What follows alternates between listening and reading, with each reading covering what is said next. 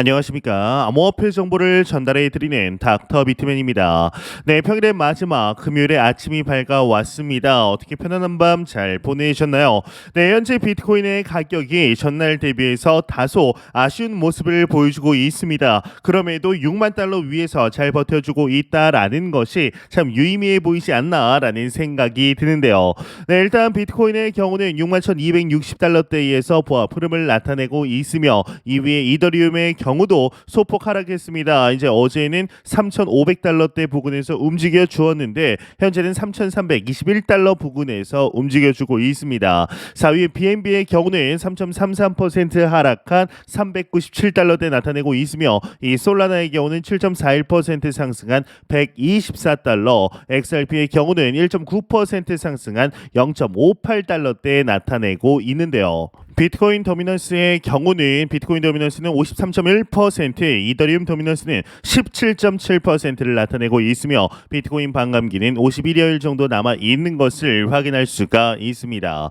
네, 이제 어제 저녁이죠. 미국의 PCE 지수, 개인 소비 지출 지수가 발표가 되었습니다. 이에 이제 뉴욕 증시의 경우는 상승 마감을 했다고 하는데 이 나스닥의 경우는 27개월 만에 최고치를 도달했다라고 합니다. 이제 시장에서 이제 연준이 선호하는 인플레이션 지수인 지표인 개인 소비 지출 PCE 가격 지수에 반응을 했다라고 나오고 있습니다. 미 상무부는 1월 PCE 가격 지수가 전월 대비해서 0.4%, 전년 동월 대비해서는 2.8% 올랐다라고 발표하게 되었는데 이제 PCE 지표는 인플레이션이 다시 가속화돼 연준이 금리 인하를 훨씬 더 오래 미룰 것이라고 우려했던 강세장에 이제 안도의 한숨을 쉬게 했다. 즉 이번 PCE 지수가 공개됨에 따라서 시장의 예상치에 부합함에 따라 이 금리 인하 기조가 다시금 강해졌다라고 보시면 됩니다. 이제 다가오는 5월 FOMC에서 연준이 금리 인하를 할 것이라는 목소리들이 계속해서 나오고 있습니다. 이제 얼마 전까지만 하더라도 5월은 좀 이르다, 한 7월이나 그 이후에 진행이 되지 않겠냐라는 목소리가 나왔지만 이번 지표 공개 이후 분위기가 확연히 달라지고 있는 것이 사실입니다. 이에 비트코인 또한 영향을 받았었죠. 어제 이 지수, PCE 지수가 공개가 되고 발표가 된 이후에 비트코인의 가격 또한 63,500달러까지 상승하는 모습을 보여주었지만 현재는 다소 아쉽습니다. 이제 6만 1,000달러가 무너졌는데요. 그럼에도 긍정적인 소식들은 지속적으로 나오고 있습니다. 현재 비트코인의 반감기 역사를 보았을 때 통상 반감기 이벤트 발생 한 달에서 두 달 전에는 비트코인 가격이 하락을 하다가 반감기 이후 한 5에서 6개월 정도 지났을 때 계속해서 오르는 모습을 보여주고 있습니다. 과거 반감기와 대비했을 때 현재의 가격 정도면 사실상 올해 한 11월, 12월 정도에는 도달했어야 되는 이런 가격대인데요. 좀 빠르게 선행된 것이 아닌가 싶은 생각이 듭니다. 이는 비단 저만의 생각뿐만이 아니라 수많은 애널리스트들, 전문가들의 견해 또한 공통적으로 생각하고 있는 부분인데 이에 이제 과거와 어떻게 달랐는지를 분석한 내용이 있어서 한번 가져와 보았습니다. 내용 같이 한번 보도록 하겠습니다. 네, 디지털 자산의 대장주 이 비트코인의 시세가 연일 치솟고 있다. 이 국내에서도 15조 원에 달하는 일거래가 이루어지며 대한민국이 코인 시장에 큰 손님을 재확인시켰다라고 이야기를 하고 있습니다. 이 중에서 이제 국내에서 15조 원이라고 하는데 업비트 하나 거래소에서 얼마 전에 11조 원 일거래량을 넘었다라는 이야기도 나왔었죠. 이 업비트가 대한민국의 점유율이 참 높은 것 같습니다.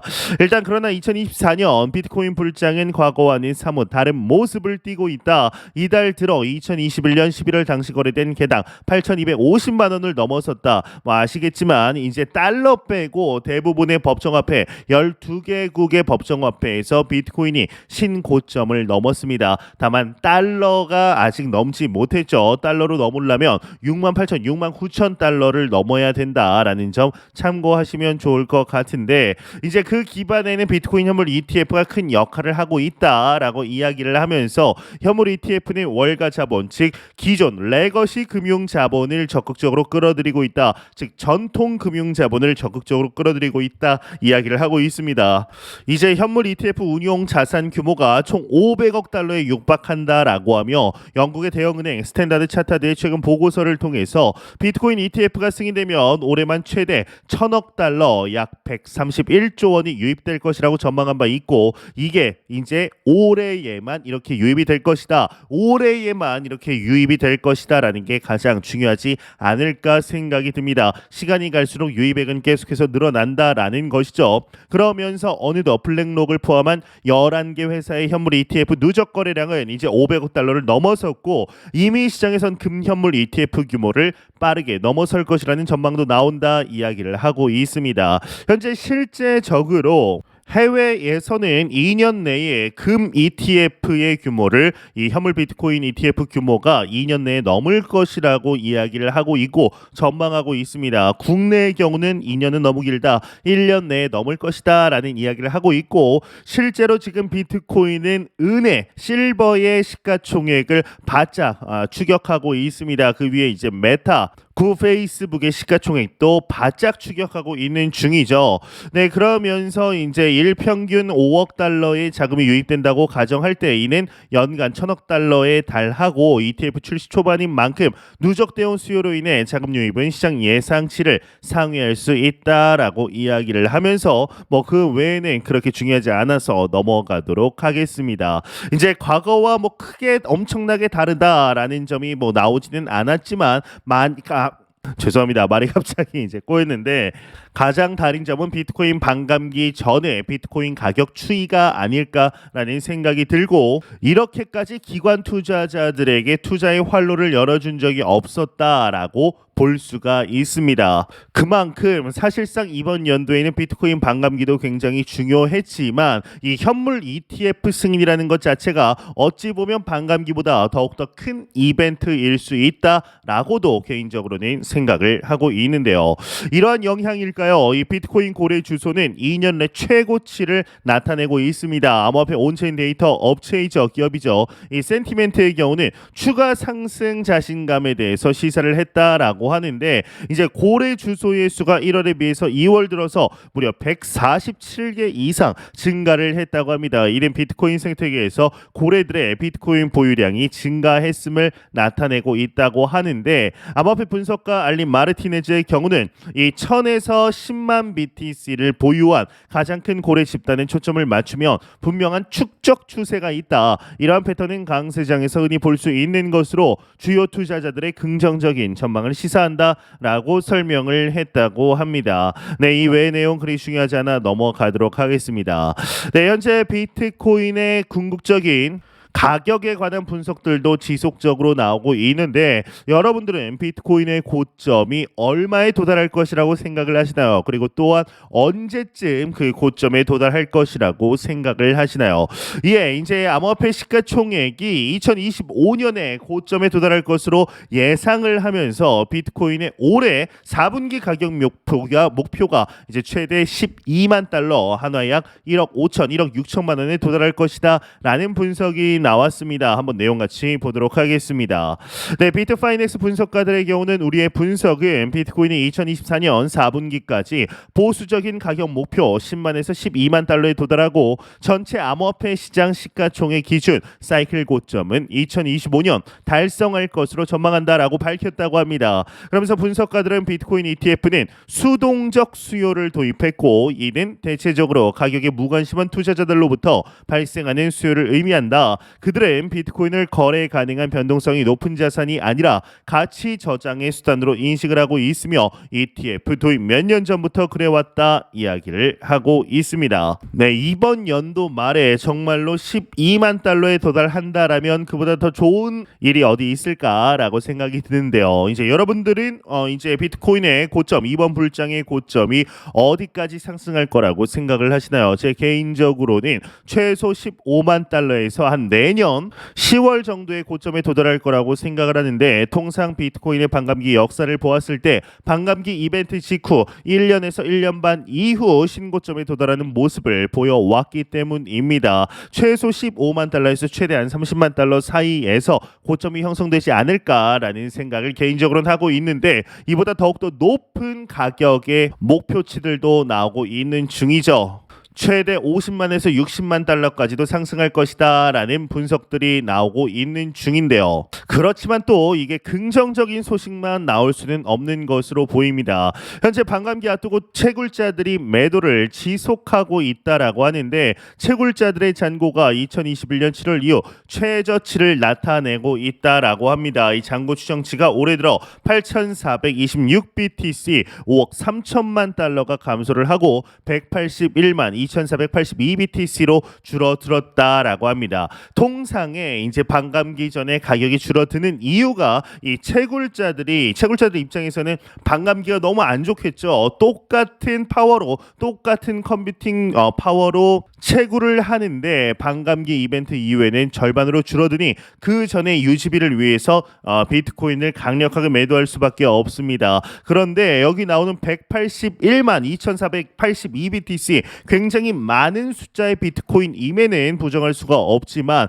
현재 블랙록 단일 기업에서 단일 자산 운용사에서 매일 매집하고 있는 비트코인의 규모가 8천에서 10,000개 정도라고 합니다. 그러기 때문에 이러한 악재들을 막고 있는 것이 아닌가. 현물 ETF 승인 자체가 떨어지려는 비트코인의 가격을 멱살 잡고 캐리하고 있다라고 볼 수가 있겠죠. 이와 더불어 BKC MSCEO의 경우는 이 비트코인이 최대 30% 조정될 가능성이 있다 라는 분석을 내놓았습니다. 한번 내용 같이 보도록 하겠습니다. 이 디지털 자산 투자 회사 BKCM의 설립자이자 CEO인 브라이언 켈리가 비트코인이 6만 달러를 돌파한 뒤 큰 조정을 겪을 가능성이 있으며 그럴 경우 솔라나와 체인링크로의 자금 매전이 예상된다라고 언급을 했다라고 합니다. 실제로 현재 솔라나의 경우는 어제부터 높은 상승세를 보여주었습니다. 이제 전날 대비해서 다른 코인들, 메이저 코인들이 지금 하락하고 있는 가운데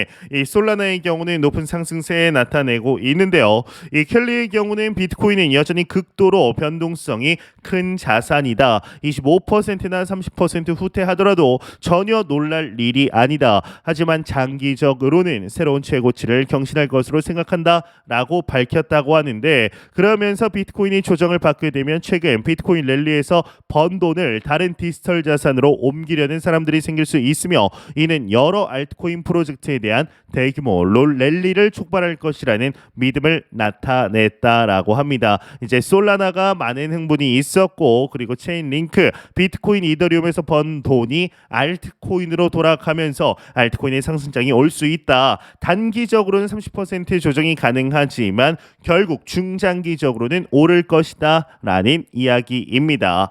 이와 더불어서 이 JP 모건의 경우는 비트코인 반감기 후에 비트코인의 가격이 42,000달러까지 하락할 수 있다라는 전망도 나왔습니다. 이 보고서를 통해서 JP 모건 애널리스트들은 비트코인 반감기 이벤트로 인해 채굴자들의 보상이 6.25BTC에서 3.125BTC로 감소할 것이고 이러한 감소는 채굴자의 수익성에 부정적인 영향을 미치고 비트코인 생산 비용 상승으로 이어질 것이다 라는 이야기를 하고 있습니다. 이외의 내용 그리 중요하지 않아 넘어가도록 하겠습니다. 네, 현재 비트코인의 가격을 두고 설왕설래들이 굉장히 많습니다. 단기적으로 64,000달러 이후에 강력하게 돌파하지 못하는 모습을 보여주면서 다시금 57K, 55K, 54K까지 하락할 것이다 라는 이야기들도 나오고 있는 중입니다. 하지만 우리가 집중해야 될 것은 단기적인 흐름이 아닙니다. 1년 뒤, 1년 반 뒤, 2년 뒤 비트코인의 가격에 집중을 해야 합니다. 멀리 보지 않으면 근심이 있다라는 말이 있습니다. 멀리 숲을 바라보아야 할 때가 아닐까라는 생각이 드는데요. 이제 이와 더불어 리플 XRP 관련 소식도 나왔는데 이 리플이 마켓 메이커와 XRP 가격 조작에 대해서 의혹이 제기되고 있다고 합니다. 이 CEO 등 연루되어 있을 가능성이 있다라고 하는데 이게 뭔 내용인지 한번 같이 보도록 하겠습니다. 이 리플이 자동화된 인공지능 봇을 이용해 XRP 가격을 조작했을 수 있다라는 주장이 제기되고 있다고 합니다. 이 SEC 대 리플 소송 관련 법원 문서에 따르면 리플은 마켓 메이커 메이커 GSR 마켓에 이제 XRP 가격에 영향을 미치는 거래를 실행하도록 지시한 것으로 나타났다고 합니다. 그러면서 이 문서에는 XRP 2T6T 이제 보세 운영에 관해 자세히 설명되어 있고, 이 CEO 브래드 갈링하우스와 공동 설립자 크리스 라센 등 네 회사 내 유력 인사들이 운영한 봇이 XRP 가격에 영향을 미치기 위해 어떻게 매매를 했는지에 대한 설명도 포함이 되어 있다라고 하는데, 2014년부터 2016년까지 GSR의 이 엑셀 파일에서 가져온 이 그래프는 가격이 크게 하락하는 동안 전략적으로 XRP 판매를 중단했다가 이제 특정 목표 또는 이제 승인을 받으면 판매를 재개했음을 알 수가 있다라고 합니다. 예, 리플은 아직 이러한 구체적인 혐의에 대해서는 공개적으로 답변하지 않았다라고 이야기를 하고 있습니다. 이 외의 내용 그리 중요하지 않아 넘어가도록 하겠습니다. 네, XRP의 가격 조작에 관한 논란이 사실 오늘만 나온 것은 아닙니다. 과거부터 지속적으로 XRP가 다른 블록체인 프로젝트였다라면은 두 자릿수대의 높은 상승세를 보여줄 만한 소식들이 연달아 터짐에도 불구하고 오르지 않는 가격을 보면서 리플 재단에서 계속해서 XRP를 팔며 매도세를 이어가는 것이 아니냐, 일부러 인위적으로 가격을 누르고 있는 것이 아니냐라는 목소리들이 한두 번 나왔던 것이 아니었는데요. 그렇지만 이제 이렇게 GSR이라든지 엑셀 데이터라든지 이러한 구체적인 증거들이 나왔던 적은 없었던 것으로 보입니다. 과연 이에 대해서 리플사가 어떠한 이야기를 하게 될 것인지 한번 같이 지켜보도록 하겠습니다. 꼭 이러한 안 좋은 소식이 나올 때에 XRP 가격이 참 희한하게 좀 올라주는 다른 코인보다 조금 더 지켜주는 모습을 보여주고 있네요. 네, 공포탐욕 지수 한번 보도록 하겠습니다. 전날 대비 2포인트 하락한 80포인트 기록하면서 익스트리미 그리드의 극단적인 탐욕 단계 여전히 나타내고 있습니다. 이 지수 0이면 공포, 100이면 낙관을 의미하게 되죠. 네, 현재 비트코인의 가격이 전날 대비해서 이제 조금씩 하락은 하고 있습니다만, 단 일주일 전 가격과 비교를 해 보았을 때는 현재 엄청난 상승인 것이 사실입니다. 현재 비트코인 역사상 최초로 월봉 22,000달러대 양봉을 세우면서 마친 것이 비트코인 역사상 최초로 있었던 일이라고 합니다. 정말 그리 머지 않은 시간 안에 한 개인이 1BTC를 가지고 있기에 부담스러운 가격대가 올 수 있다라고 생각이 드는데요.